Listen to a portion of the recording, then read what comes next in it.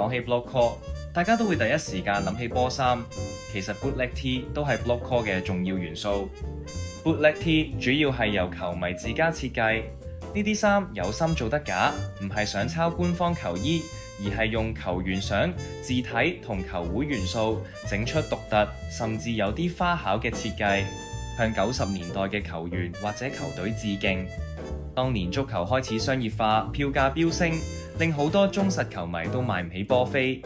bootleg T 就係球迷反抗商業化嘅工具，用嚟搶返屬於自己嘅足球文化。90年代係 bootleg 設計最盛行嘅黃金時代，好多 T 都會印上 R9、馬甸尼呢一啲傳奇球員，用色大膽，設計前衛。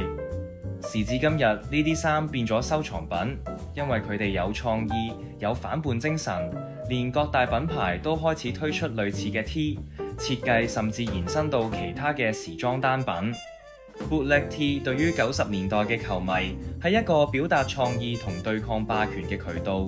對於今日嘅球迷係一種懷舊同文化象徵。